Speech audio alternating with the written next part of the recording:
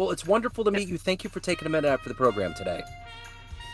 Yes, thank you for having me. You bet. So before we get into your good work, I want to begin with this. 6 years ago, this pandemic was changing the landscape of everything for all of us. How did you get through Yes. that era, and how has it changed the way that you approach life and work today? Oh, for me, personally, I at the time I had my tools in place for my recovery. So I had already been in, got 12 years this year. So it was 2014, 6 years in. So it was about halfway through. And at that point, I had a really good established community around me, people to reach out to, and was better suited to handle isolation and know how to kind of beat my disease, so to speak, to stay ahead of it.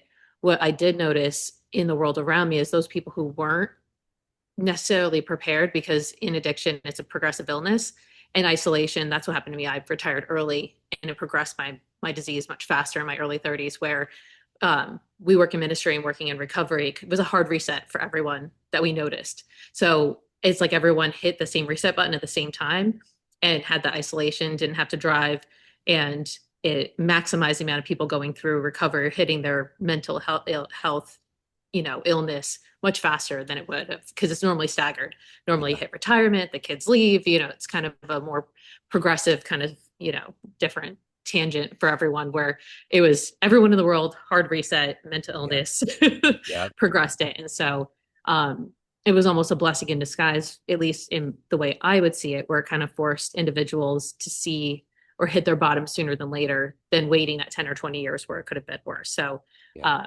as hard as it was, I think it was almost a blessing in disguise for people kind of regroup and come out of it. It's much harder now because you have more people dealing with it, but that's kind of my personal observation and that COVID turnaround.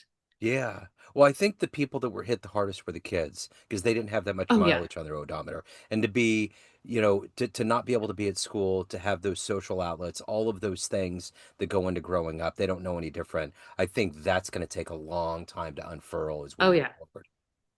Yeah. Absolutely. I have a 21-year-old and she was in the middle of high school. Yeah. So there was no prom. She ended up just working, doing school virtual afterward because she was so close to finishing. But yeah, they missed out on a lot of, milestone moments and re-socializing. Because I'm also a previous school teacher, watching that and the kids developing, being afraid to go to school. Like we don't know the long-term ramification on what that looks like socially for them Yeah. until it happens. Yeah, for sure. So let's get into the good work you're doing with coaching and podcasting, everything that's going on. I'm going to put you in front of 13-year-olds. It's career day. One of the kids wants to know what you do on a daily basis. How do you synthesize all that for them? Okay, so first thing I do is I take care of myself. I go to the gym and take care of my recovery, my sobriety, my mental health. And then I get into work and I look at my calendar, organize my day, see who I've got, and make sure I manage my calendar. So I'm taking care of podcasting, whatever calendar I have on there, people that I'm taking care of, and make sure I kind of group my organization as to what I'm posting, how I'm posting it. My daughter actually works with me now. She's 21. And so delegating out the small team and different ministries. So I've got my community that I work in. I'll post something in there. So really, if I'm telling a 13-year-old, it really depends. Every day is a little bit different, which is kind of nice, depending on the problems and different people I'm working with. And it's a balance between diving into their work and helping them balance their life and also working on my business at the same time. So it's a wonderful day. I usually try and finish around 5 so I can go home, settle in with family, have time to relax, and constantly working for that work-life balance and helping others achieve that as well. So, what did you want to be when you were that age? When you were 12 or 13, what was your dream job? I wanted to be a pediatrician, Okay. but Wow. always helping others. So that was my goal in middle school. So So, you'd mentioned New York. Where were you born and raised? Where are you from originally? actually, California. I was Okay. born and raised in Okay. California. My stepmother was from New York, so we moved after I graduated high school, and I was in New York for about 15 years. I met my husband. We ran a business there, and about 14 years ago, we've been in Florida now. We hit our breaking point with allergies and the snow, and decided to hightail it to Florida and Yeah. enjoy the beautiful weather we get here. Yeah, for sure. So, what were the foundational seeds that were planted into you early on that made you want to help people, that made you want to be in this capacity? I think it's always been in me. I've always been kind of a teacher. I'm one of those people where it's like, tell me all your darkest secrets, seen somehow on my forehead. Always the mom of the group. My upbringing was a bit chaotic. My parents were teenagers when they had me. I had a very Cinderella story. My dad remarried. And so that was most of my upbringing, just kind of like just survival mode. And so because I didn't necessarily have a mother figure, I ended up being that mom figure everywhere else I went. I have babysat since I was 11. So I've just been in that mode. I joke that I've been self-employed since I was 11 years old. I was a neighborhood babysitter. So I was just always, it's just always been built into me. And then I eventually decided to be a school teacher, but everything I've always done has always been in that mode of either coaching or helping or teaching and bringing people up. Like if they're crying in the corner, I'm going to go over there and see what's going on. It's just kind of that innate. I think it's just always been there rather than taught. So you've probably needed to have some level of inspiration or hero in your life to get all this strength. Who was that Mhm. for you consistently?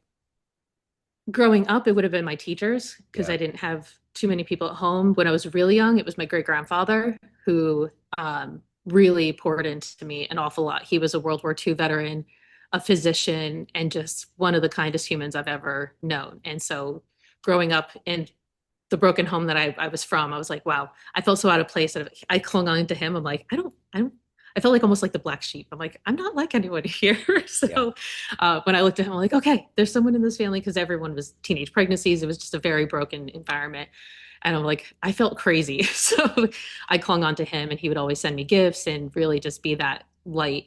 And then it would be a lot of teachers that when I was in school that always believed in me and poured into me and knew what was going on at home. So there would be my sanctuary after school. And so they really helped pull me through until I got into college. So yeah. But there's in the world of education, growing up, there's always that one teacher that sees that in you, that Yeah. understands. What was that first moment? What was that teacher for you that saw who you really were? Her name is Gabe Rasher. She was my debate coach. I was in speech and debate in high school, and I like lived in her classroom. Her goal was, and I love travel. She'd been to her goal was to go to every single country in the world. And at this point, I think she did. She's probably passed away by now, uh, but she was just that light in the world, in through high school. So any chance I had, and in California, you don't really have like a cafeteria. So lunch, I would be in there. Like that would be my go-to all of the time. Yeah, she was one of my number ones for sure. So you've obviously overcome a lot early on. You've been successful and you're diversified in what you do right now. If you can meet anybody in the world right now that kind of exudes that path that you've been on that might help you, that you could talk to, anybody on the planet, who would you love to Hmm. talk to and meet with? That's a great question. I don't know. Um, Or how about this? How hmm, about someone in your family lineage? Because when we think about our families, hmm. they go back so far. Who did you hear about, or who do you think would be instrumental to see how some of these things were set in motion that turned into your generational kind of like paradigm of family? Probably if my great grandfather, because he lived into his 90s, if I could meet with him again now, would be really, really cool. Yeah. Because, like I said, I knew he believed in me my whole life, and to be able to go, thank you, because I was at 21 when he passed away. I was on my way to getting married, finishing college, and to be able to go back and go, thank you for being that light, for really believing in me when everything, was the one string I could hold on to for most of my childhood. So that would be really cool to go back and talk to him again and fill in some of the gaps. Older Yeah. now. I didn't ask when I was a kid. So for sure, for him. S- So, if you could go back into that classroom on career day and kind of show a little bit of an overview of your career from teaching to now, how would you explain your first professional gig to the evolution of where you're at now? Oh yeah. Well, I grew up in a self-employed family, and so between babysitting, my parents owned their own business my entire life. I went into college to be a teacher. I was the stable role. My husband had started a martial arts gym. And so I would be teacher by day and help run the gym by night. And so I've been self-employed my whole life. So we really ran that business for a very long time. Just pedal to the metal, wake up, work from one job, go to the next one. And it actually allowed me to retire from teaching in 2010 and do that full time.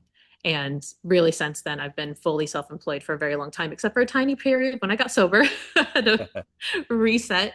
But I would encourage, and I have when I was in school, there are a lot of kids who either whether it's learning disabilities or don't necessarily feel like they fit into the mold that is school, that all you have to do is get through this necessarily. But when you find what you have passion in, we're in a society where you have so many opportunities, unlike anything else, especially in this digital age, to be able to pursue what it is that you're passionate in. And so, them really finding out what that is and holding true to it. And it's not necessarily what the world tells you, what the system tells you. Some people it's college, some people it's doing what I'm doing, where you realize entrepreneurship is really the freedom that you seek. And so for them, I'd say really focus on what you know inside makes you happy and passionate. And when those things line up, you don't feel like you work. It's really not a job anymore. The passion, purpose, and paycheck line up. You can't live a more blessed life than when all three of those things are in line together. And so I have encouraged kids with that, where they're like, oh, I hate school. I don't want to be here. It feels like prison. Even my daughter, I'm like, you just have to get through high school. Yep. The rest you can figure out when you're an adult. That's it. Like, just Uh-huh. meet the minimum and you can go from there, whatever your passion is, because it's all out there for you. Yeah, for sure. So let me ask you this. What is the energy for you every day to wake up to do this work? Because to work with people and to help change their lives takes a lot of energy for you. You got to kind of walk into murky waters. How do you protect yourself, do it at a high level, take care of your own soul and your family? What is that holistic energy every day for you? It Since I've been doing this, I honestly, it invigorates me. It is the energy that wakes me up every single day, to know that someone trusts me enough to let me into their lives to help them fix it. It feels, to get those thanks and those gratitude in that moment, to be like that person, that teacher that was for me, to be able to be that person in their life. It truly lights me up. And that's how I know I'm in the right profession. Because when I'm in the wrong place, I feel drained and depressed and I don't feel like I fit in. um, but knowing when, like you said, having the boundaries to put it down is knowing, okay, and it's always a life balance struggle of like, someone's, in trouble. Let's talk about this tomorrow, putting in proper boundaries. Cause then when I'm enforcing them, it teaches them to enforce them as well, which I find is key to any kind of success when anyone's working through any kind of transformation. But my energy is generally from, wow, I can't believe I get to help people with what used to be a problem for me. I thought was the worst thing that ever happened to me, to now be the key to their success and be allowed to transform their lives as a result. So that's almost a natural high. I almost feel guilty that I feel so good about Yeah. helping people. Yeah. Well, So, you know what they say, when you find your true calling in life, it doesn't feel like work, you mhm, know? for sure. So let me ask you this, whether it's been in teaching or coaching, what's been one of the best letters that you've gotten from either a student or a client? Oh, it is so amazing. It was this young lady at our church. She was getting married, and I didn't realize her mother and father had passed away. And it was a very simple ceremony. And so I go in, I'm like that. I don't know. I'm a mom to everyone. So I've got like the makeup, I've got everything. I transformed her like the fairy godmother, and just helped her really fine tune, helped her calm down, and kind of got her ready to walk down the aisle, just fully confident. And I didn't realize that without even realizing it, I ended up being able to be that mother figure for her that she just didn't have in that moment. And the letter that she wrote, it's on my website actually. It was just, I couldn't believe how much I touched her by just being me. It brought me to tears. I'm like, I can't believe that tiny moment meant so much to somebody in their life. So that was definitely one of the most jaw-dropping Yeah, testimonials I've ever gotten from for someone. sure. So let's say you have a dream tonight. You run into the 18-year-old version of you going through what you've survived and what you were going to go Mhm. through later in life. And you could walk into the room and there's a film projector and you click a button and there's a 60-second highlight reel of this life you've lived. Would that young version of you believe your life turned out this way? Absolutely. Because I Okay. always knew something was lame. It was the only hope I had. I'm like, something better has to come along. I don't know, silver lining. And that was probably the most interesting thing growing up, was I couldn't understand why I felt like something it was all going to work out, even though there was no evidence of it in my life. It was so tumultuous. But at the time I realized it was God, like the intuition. I'm like, something, I don't know how and I don't know why this is going to work out. So if I went back to my 18-year-old, I probably would have prevented a few mistakes in my Yeah. teen years, as Yeah. any of Yeah. us would. But it probably would have propelled me even forward faster, seeing that, like, oh, I knew it. Yeah. I got evidence. I'm like, okay, great. All that deep feeling is actually evidenced in something. So, I think she would have been like, okay, wonderful. We got this, Yes. for sure. So let's say you walked into a room of everybody that's been a client or been a student or a colleague throughout the years, and everybody's seen you in this professional light. You could walk into that room and tell them a fun story.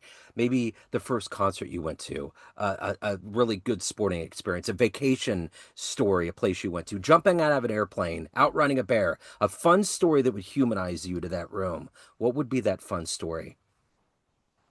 Oh, I'm fortunate. I have so many.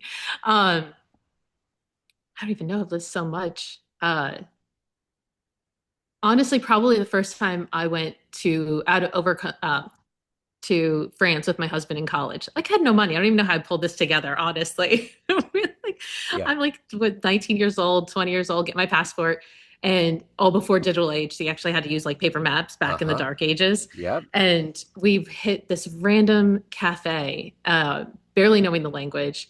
And there was a menu item that we didn't understand. And the guy actually ended up like doing charades to teach us what was on it. It ended up being like a manta ray. And it was just so cool that to be able to go to a different country and to experience human nature at its finest. And I mean, everyone told us like no one's going to take your pictures. Like we had such an amazing experience there with with the little disposable cameras. Again, Of the dark course. ages. Of That's how course. you do it. Yeah. And to be able to have experienced that so raw, like we went a few years ago, it was so different. Everything was so digital. So to Yeah. be able to go there and experience a totally different culture and immerse yourself in it and really meet humans at their basic in their work life was just one of the funnest things I ever experienced at that point in my life. So yeah. I went to Italy in my early 20s, and that's where my ancestors came from. And I remember the first time I had like a little book that was a translating book, and I had Oh yeah. paper film, I had 30 rolls, all of those things, calling cards. Like there was Yep. no, I mean, it was still lira, so it was like I think it was 10,000 was $1. So the whole thing was Oh yeah. They were still crazy. in francs. They weren't on Yeah. the euro yet. Yeah. Yeah. Right. Yeah. So Hmm. all of those things, you really had to use your brain. You had to navigate. But there was Yeah. something that was like old world romantic about it. Like it will never be that way again. Yeah. But, Absolutely. because of 9/11 and everything that we're going through now, there's like, I mean, it was even before TSA. I remember Yeah. going to the airport and just getting there like 20 or 30 minutes before. Yeah. You You're just good. walk in and you're Yeah. fine, you Yeah. know. Oh So my it's gosh. wild. Such a different world for Yeah. sure.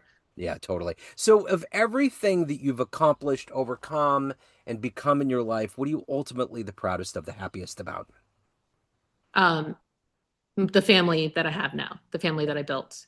Um, my husband and I've been together almost 27 years, married 23, and I have a 21-year-old daughter who I got to be the mom for her that I didn't have. And to be able to overcome and break so many chains, but to have built such a beautiful family unit, contrary to all of our upbringing, is probably the most important and most priceless thing that I've been able to accomplish in my life at this point. Because without any of that, I'd have nothing else. So, at the end of the day, everyone has a perception of you: family, friends, clients, colleagues, everyone that knows you in different bubbles, but you run the show. What's your perception of you? Who do you think you are?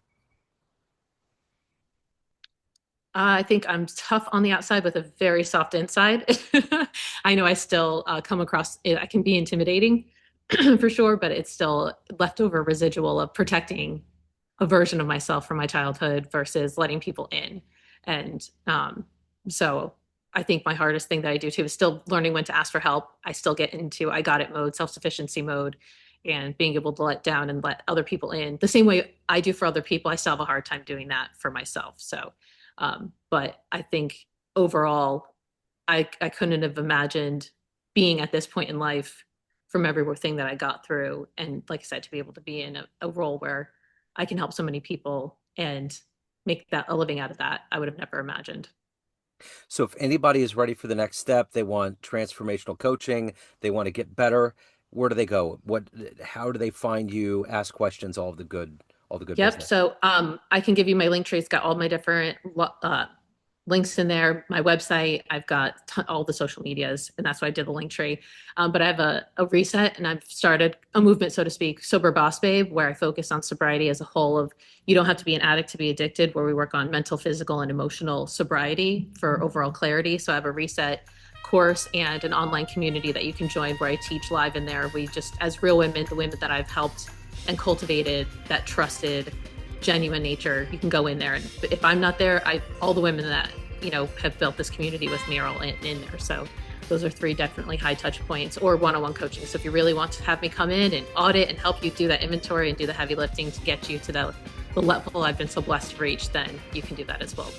Wonderful. I will put all those links in the show notes. Heather, this has been great. Thank you so much for your time. Thank you for your story. Best of luck with everything. Yes, thank you so much for having me. Appreciate it. Have a great Absolutely. day.